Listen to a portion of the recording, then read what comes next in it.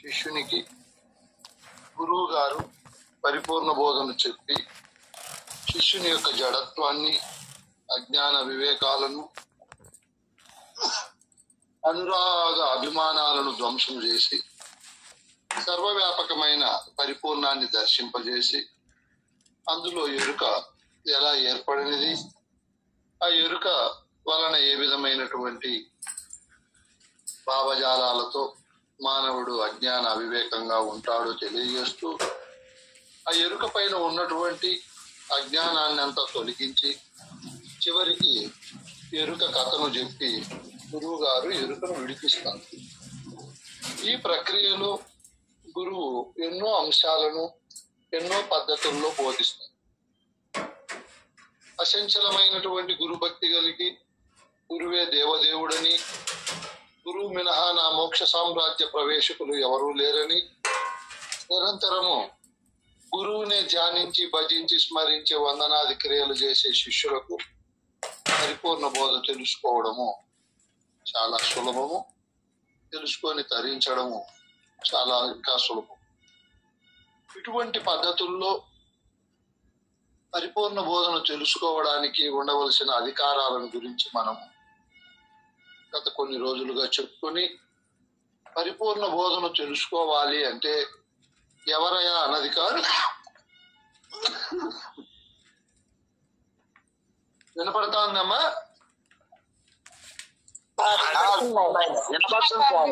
వినబడుతుంది, బాగానే వినబడుతుంది. వినబడుతుంది. పరిపూర్ణ బోధకు ఎవరు అనధికారులు అనేది మనం చర్చించుకుంటున్నాము. ఇందులో మూలము లేని ఈ గుర్తెరిగే శరీరము, అయి ఉన్న పద్ధతులు ఈ బోధకు అనధికారులని, శాస్త్రాలే గొప్ప అని చెప్పేవాళ్ళు, దేవతా భ్రాంతి ఉన్నటువంటి వాళ్ళు, ఎదురుబడి వాదించేవాళ్ళు, గురుసేవ చేయని వారు, నేనేదంటే అది అనేవారు, కర్మాలే గొప్ప అనేవారు, స్త్రీల భ్రాంతి ఉన్నవారు, జ్ఞాన భ్రాంతి ఉన్నవారు, భక్తి భ్రాంతి ఉన్నవారు, వైరాగ్యమే దొడ్డదనేవారు, మొద్దుబుద్ధి గలవారు, మోక్ష భ్రాంతి కలిగిన వారు, బద్ధులమనే భ్రాంతి ఉన్నవారు, అనుభవ భ్రాంతి ఉన్నవారు, వీరందరూ కూడా పరిపూర్ణ బోధకు అనధికారులు. ఇంకా శివరామ దీక్షితులు పరిపూర్ణ బోధకు ఎవరయ్యా అనధికారులు అన్నప్పుడు అది నేను కావలే అనే భ్రాంతి ఉన్నవారి ఈ బోధ దృఢము కాదు. ఎందుకంటే పండితారాజ్యులు చెప్తాడు, అనుభవాపేక్ష రహితమే అనుభవము అంటాడు ఆయన. అనుభవాపేక్ష రహితమే అనుభవము అనే ఆపేక్ష లేకపోవడమే అనుభవం. ఇప్పుడు ఎంత ఘనమైన మాట ఇది. నేను అనుభవించాను, నేను అనుభవించాలి అనే ఆపేక్ష లేకపోవడమే అనుభవము అని. ఇప్పుడు సృష్టిలో ప్రతి ఒక్కరూ ఏ మతం వారైనా ఏ సిద్ధాంతం వారైనా దేవుడు తనకు భిన్నంగా ఉన్నాడని,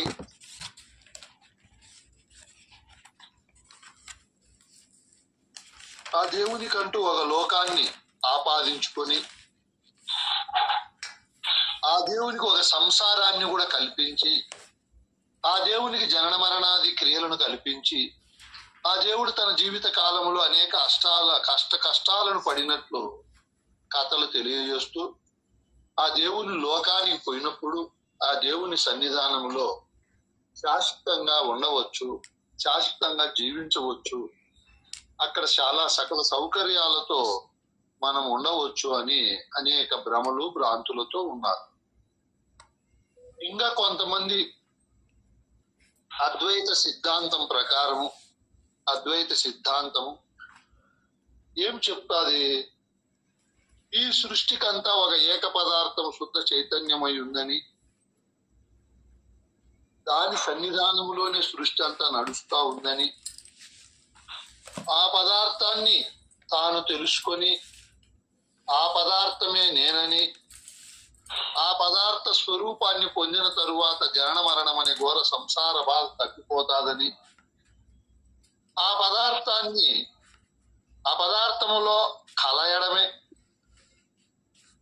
ముక్తి మోక్షమని, అది మనం కావాలని భ్రాంతితో ఉన్నారు. అది అనగా ఏది? పరమాత్మ స్వరూపం. ఈ సృష్టికి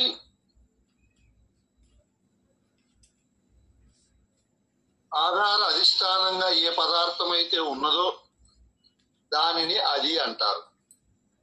సంస్కృతములో తత్ అంటారు. తత్ అంటే అది అని అర్థం.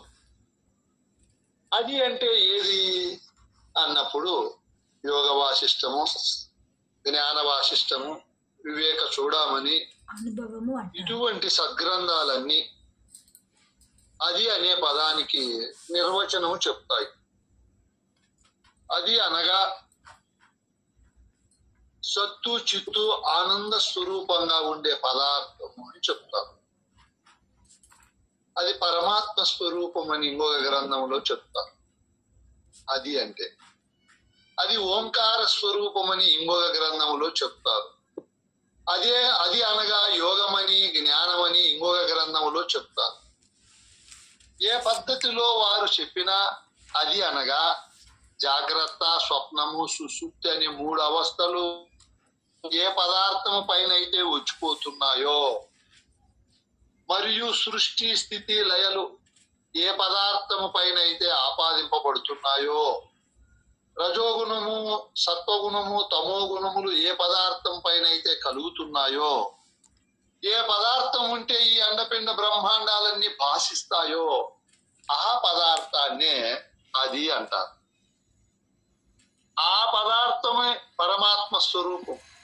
ఆ పరమాత్మను నేను కావాలనే ఎవరికైతే భ్రాంతి ఉంటుందో ఆ భ్రాంతి ఉన్నవారు పరిపూర్ణ బోధకు అర్హులు కాదు. ఎందుకు కాదు అన్నప్పుడు, తెలుసుకున్నా తెలుసుకోకపోయినా ఆ పదార్థమే అందరూ అయి ఉండాలి. మళ్ళీ దాన్ని చేరవలసిన అవసరము లేదు, అందులో కలవవలసిన అవసరము లేదు, దాన్ని పొందవలసిన అవసరం లేదు. యథార్థము ఎవరికైతే తెలుస్తుందో వారికి తెలిసిపోతాది.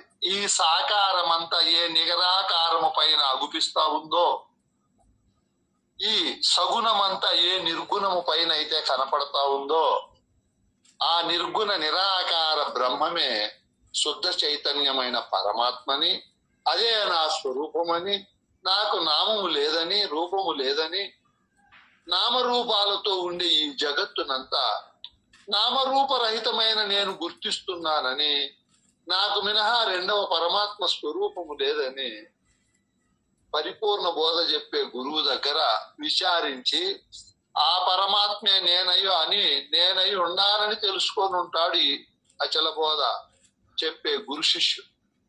మిగతా బోధకులు అది నేను కావాలని, అది తనకు భిన్నంగా ఉందని, అది సర్వవ్యాపకమై ఉందని, అదే శుద్ధ చైతన్య పరమాత్మని, దాని సన్నిధానంలో మనోచిత్త అహంకార బుద్ధులు పనిచేస్తున్నాయని, జ్ఞానేంద్రియ కర్మేంద్రియ సమూహం అంతా పనిచేస్తున్నదని, అది మాత్రము పనిచేయదని, దానికి శాశ్వతత్వాన్ని, సర్వవ్యాపకత్వాన్ని, సత్యత్వాన్ని, అచలత్వాన్ని మరియు నిరాకారత్వాన్ని ప్రసాదించి దాంట్లో నేను కలవాలని యజ్ఞము, తపస్సు, యాగము మరియు మౌనము ఎన్నెన్నో చేస్తున్నా. అటువంటి వారు ఈ పరిపూర్ణ బోధకు అధికారులు కానే కాదు. చూడండి, ఇది ఎంత గొప్ప మాటలు. నీవు తెలుసుకున్నా తెలుసుకోకపోయినా ఆ పరమాత్మ స్వరూపం నీవై ఉన్నావు. నీవు పరమాత్మ స్వరూపం అయిన తరువాత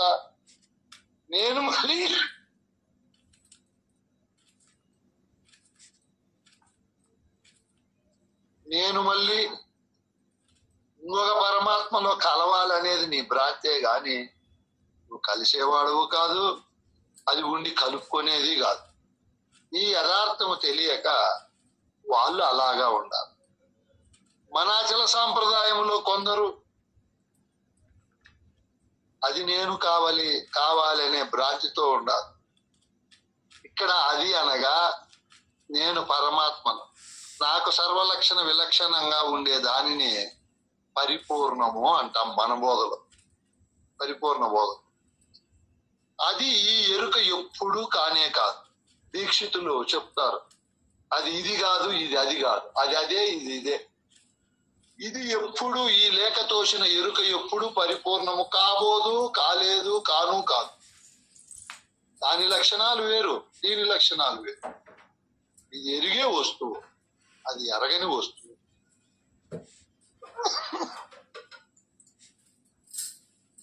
ఇది ఆవరణతో కూడి ఉంది, అది నిరావరణంగా ఉంది, పరిపూర్ణం. అది సర్వత్రా ములుగురుచ సందు లేకుండా ఉంది. ఇది దేహం అనే పురము ఎక్కడుంటే అక్కడ ఈ పురుషుడు ఉన్నాడు.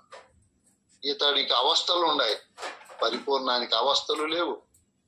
ఎరుక దేహముతో కూడి ఉంది, పరిపూర్ణానికి దేహము లేదు. ఎరుకకు జ్ఞానేంద్రియాలు, కర్మేంద్రియాలు, అంతరేంద్రియాలు, పంచ ప్రాణాలు, శబ్దాది విషయాలన్నీ ఉన్నాయి.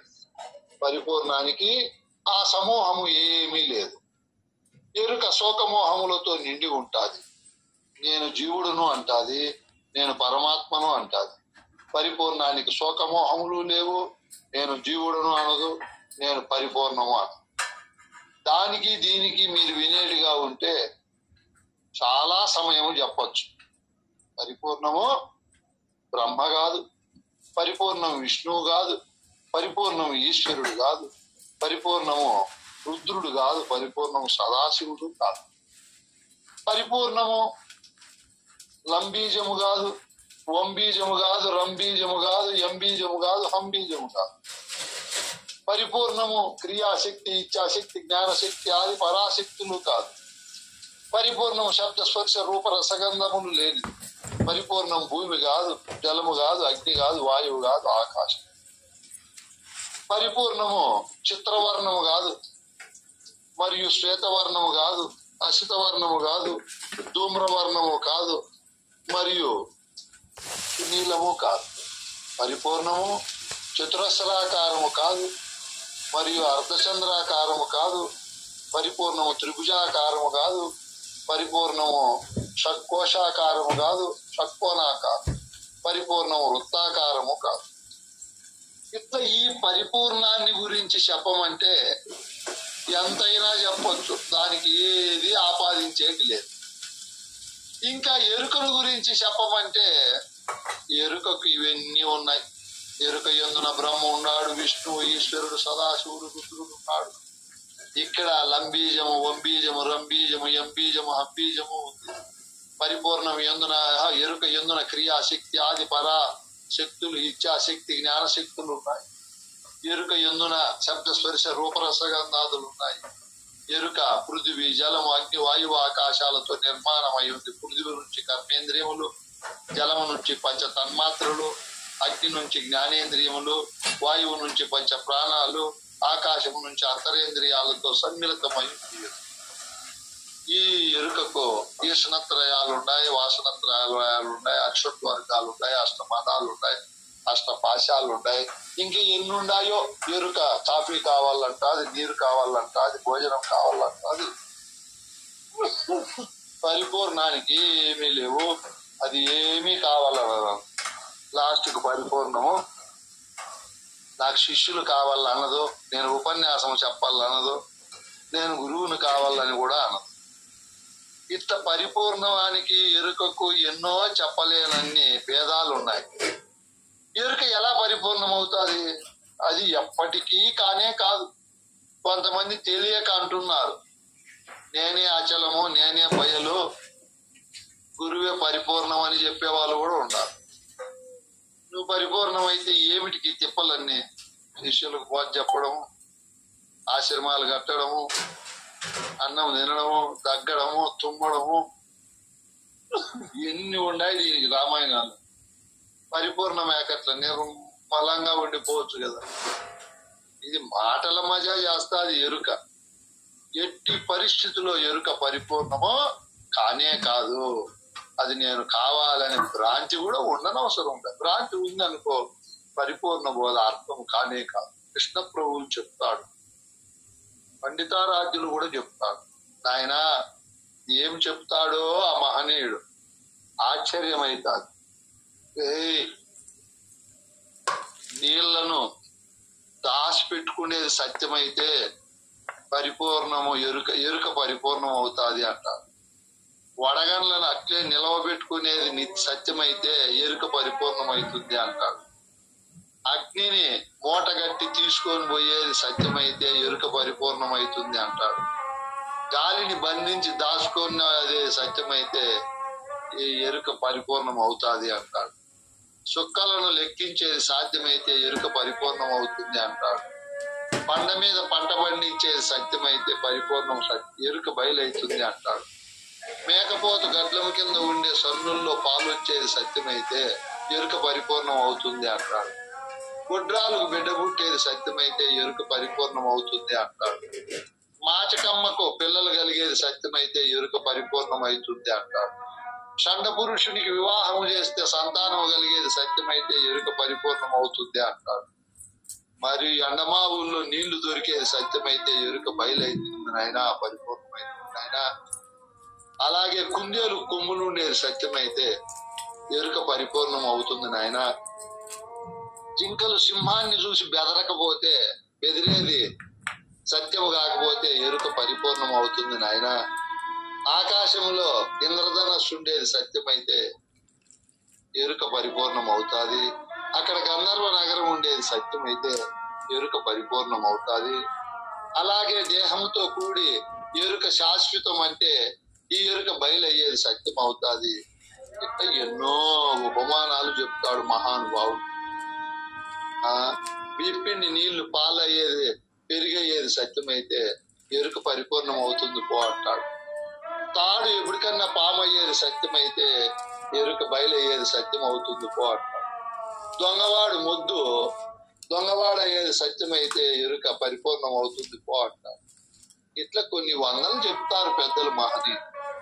అంటే నేననే వస్తువు ఎట్టి పరిస్థితుల్లో పరిపూర్ణము కానే కాదు, బయలు కానే కాదు. ఇది లేకపోయే వస్తువు, ఎప్పుడు ఉండే వస్తువు అయితే పోనీలైనా అని చెప్పచ్చు. బయలది ఎండకు ఎండదు, అగ్నితో కాలిస్తే అబ్బానదు, వర్షం సంవత్సరం పడినా తడసదు. అది ఆ బయలు. దానికి ఆకలి లేదు, దప్పిక లేదు. కత్తులతో పొడిస్తే ఏమీ అనదు. అది తాళ్లతో కట్టేస్తే కట్టబడదు. అది ఈ ఎరుక 2 రోజులు తడిస్తే అబ్బా చలి అంటారు. ఎండగాస్తే తట్టుకోలేదు, పిలుసుతో పొడిచినా తట్టుకోలేదు. కత్తి దేవుడు ఎరుగు. అగ్గిపెట్టి కాలిస్తే బూడిదైపోతాను. ఇది చెప్పను కూడా చెప్తా ఉంది పాపం. నాకు కాలింది, నేను తడిసిపోయాను, నేను ఎండకి ఎండిపోతున్నాను, నాకు ఆకలి అవుతా ఉంది, నాకు దప్పిక అవుతా ఉంది అని ఇదే చెప్పి మొత్తుకుంటా ఉంది. ఇది ఎట్లా బయలవుతుంది? ఎంత తిక్కోళ్ళు కూడా నమ్మరు, వినరు.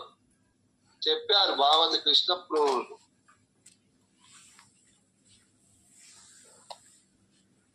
పరిపూర్ణ మెరుకలెట్టివో గురుముఖమున రెండి లెస్స గురు తెరిగిరుకన్ సరిపుచ్చుకొన్న మృషయని పరిశుద్ధపు బోధ ఇది పాటించి కనారా శివరాముల పద్ధతి ఇదేరా. ఏం చెప్పాడు ఆ మహానుభావుడు? పిల్లలకు కూడా అర్థమవుతుంది. గురువు దగ్గరికి పోయి ఇప్పుడు నేను చెప్పాను పరిపూర్ణం గురించి. మనకు సమయం లేదు, సమయం ఉంటే ఎంతసేపు అయినా చెప్పచ్చు పరిపూర్ణం గురించి. దాడిదే దానికి స్థూల శరీరం లేదు, సూక్ష్మ శరీరం లేదు, కారణ శరీరం లేదు, మహాకారణము లేదు, కైవల్యం. దానికి విష్ణుడు లేడు, తైజసుడు లేడు, ప్రాజ్ఞుడు లేడు, ప్రత్యేగాత్మ లేదు.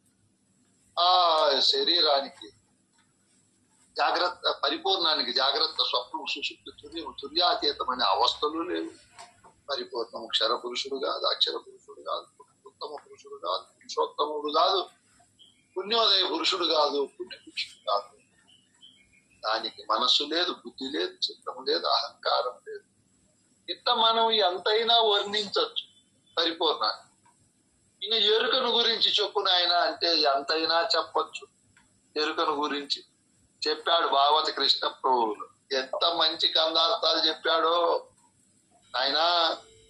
నానా విధావయవములు నానా విధ నామరూప నటనలు మాయల్ నానా విధాల ఊహలు నేనను ఎరుక ఎందు ఎన్ని నిబిడామయ్యుండు బయలును గాన తానిలువా లేకుండు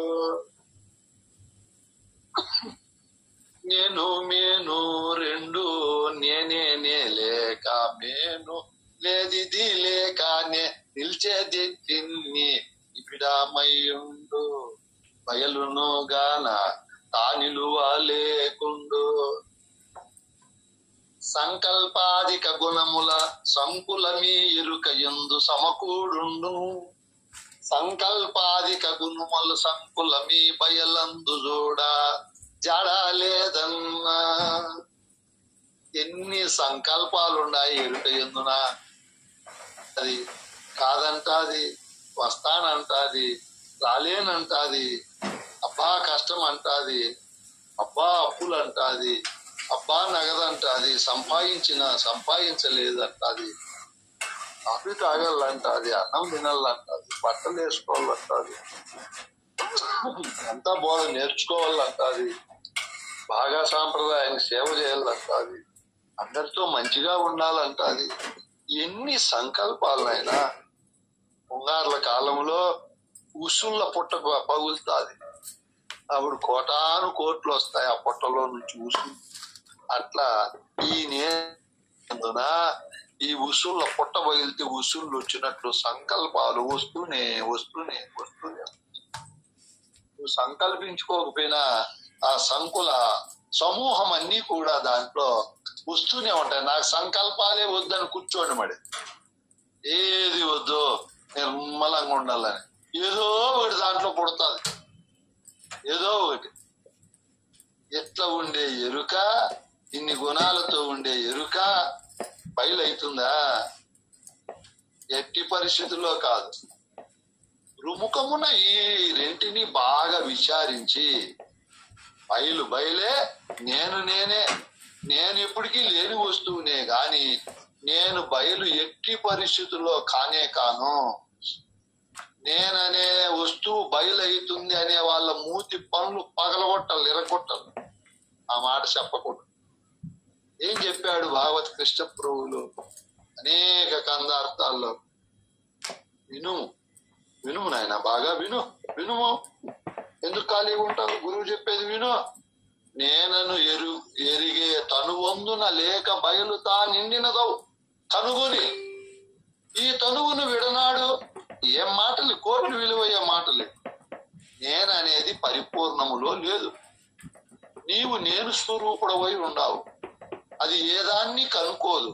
అది నిర్మల నిశ్చలమైనటువంటిది. నీవు అనేక మోహాలతో చలనముతో ఉండేవాడు. నువ్వు దాన్ని కనుక్కో.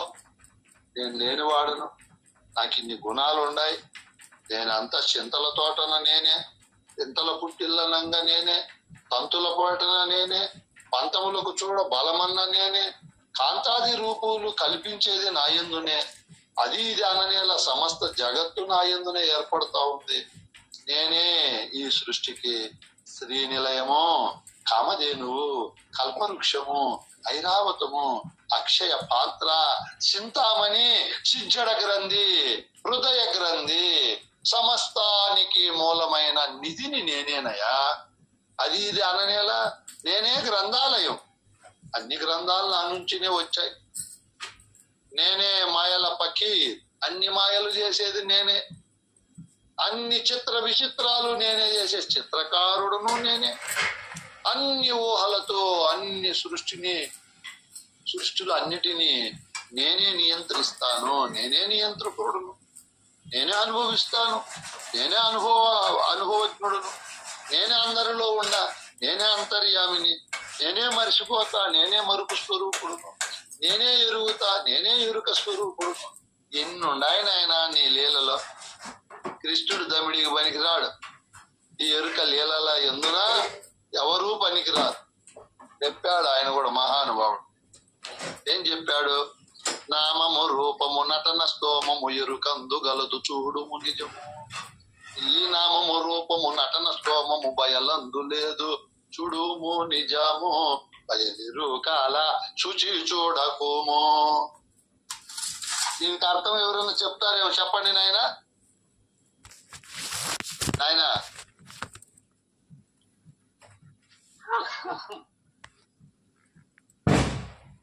వింటున్నారా నాయన? అన్నాయి తత్వమసి బ్రహ్మం అన్నాయి, ఐమాత్మ బ్రహ్మం అన్నాయి. ఉపనిషత్తులు ఏం చెప్పాయి? ఆయన పంచకోశాలకు విలక్షణంగా ఉండే షట్కోశమే పరమాత్మ అని చెప్పాయి, అదే నేను. 3 అవస్థలకు విలక్షణంగా ఉండే అవత్రాత్రయ సాక్షి స్వరూపుడు నేనని చెప్పాయి. గురు మధ్య స్థానములో ఉండే నేను శుద్ధ చైతన్యమైనటువంటి పరమాత్మ స్వరూపుడు నేనని ఉపనిషత్తులన్నీ వక్కానిస్తున్నాయి. అవన్నీ చదువుకొని నేను ఆ పరమాత్మను, నాకు జనన మరణములు లేవు అని నేనే పరమాత్మ సృష్టికి ఆధార అధిష్టానం అనేవారు పరిపూర్ణ బోధకు అధికారులు కాదు.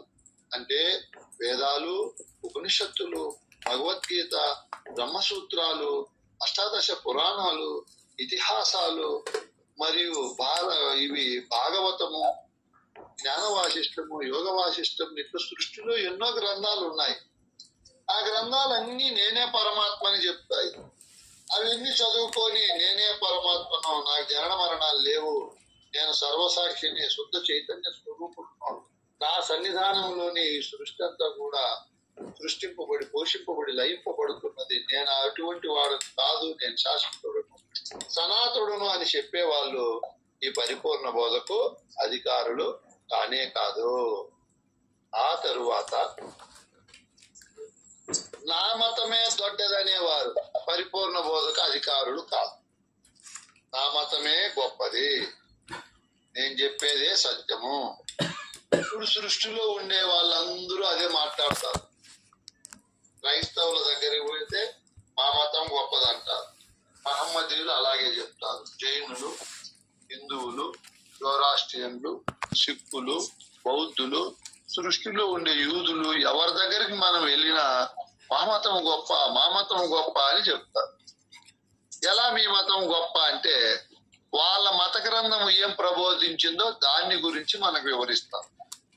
చూడు, ఇట్లా మతం పైన భ్రాంతి ఉండి నా మతమే గొప్పదనేవారు పరిపూర్ణ బోధకు అర్హులు కాదు. ఎందుకు అర్హులు కాదు? వాళ్ళకి ఎంత చెప్పినా వాళ్ళ భావం అక్కడే ఉంటారు.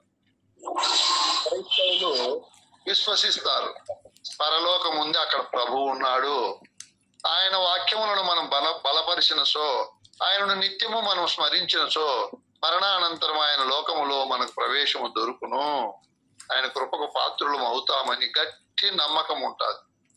వాళ్ళకి మనం పరిపూర్ణ బోధ చెప్పి, నాయన పరలోకము లేదురా, అక్కడ ప్రభువు లేడు, ఈ లోకమే పరలోకము, ఇక్కడ నువ్వే ప్రభువు, నీకు మించిన ప్రభువు లేడంటే వాళ్ళు నమ్మరు. ఇదిగో అంతటా పరిపూర్ణం ఉందని చెప్పినా నమ్మరు. మా మతమే గొప్ప అని అంటున్నారు కదా, వాళ్ళు నమ్మరు. మహమ్మదీయుల దగ్గరికి వెళితే వాళ్ళు అల్లాహో అక్బరు, ఈ సృష్టికంతా దేవుడు అల్లానే, ఆయన నిరాకారుడు, నిర్గుణుడు, ఆయనే సృష్టికర్త, పోషణకర్త, ఇవన్నీ మనకు ఆయనే ఇచ్చాడు, ఆయన్నే మనం స్మరించాలి, ఇంక రెండవ దేవుడు లేనే లేడు, ఆయనకే మనం నమాజ్ చేయాలి రోజు 5 పూటలని వాళ్ళు చెప్తారు. నాయన ఈ సృష్టికి ఒకరే దేవుడు, మేము కాదనలా, ఆ దేవుడు నీవయ్యే ఉండవు, నీవే నిరాకారుడు, నీవే నిర్గుణుడవు, నీ యందునే రోజు సృష్టి జరుగుతూ ఉంది, పోషణ జరుగుతూ ఉంది, లయం జరుగుతూ ఉందంటే వాళ్ళు నమ్మరు. ఎట్టి పరిస్థితుల్లో నమ్మరు. చనిపోయిన తరువాత సమాధుల్లో ఉంటాం మనము. ఆయన్ను బాగా భక్తి చేసిన వాళ్ళను ఆయన తుది దినం వస్తుంది, ఆయన లోకానికి తీసుకొని పోతాడు, ఆయన మాటలు విన్నటువంటి కాఫీర్లందరినీ అగ్నిగుండంలో కాలుస్తారు, వాళ్ళకి చెప్పలేనన్ని శిక్షలు ఉంటాయి అని వాళ్ళు నమ్ముతారు. ఇంక నేను ఎంతని చెబుతాను, ఒక్కొక్క మతం వారు ఒక్కొక్క విధంగా, మన హిందువులు ఇంక ఎన్నో నమ్మకాలు. ఇవే గొప్ప అనేవారు పరిపూర్ణ బోధకు అధికారులు కాదు. చూడు ఎంత విచారణ ఉందో ఈ పరిపూర్ణ బోధ. ఎన్ని రోజులు పడతారు. ఇక్కడ నా మతము దొడ్డది అనే మహనీయులు ఎవరు పరిపూర్ణ బోధకు అర్హులు కాదు. మతం అంతా కూడా భావత కృష్ణ ప్రభువులు కందార్థం చెప్పాడు.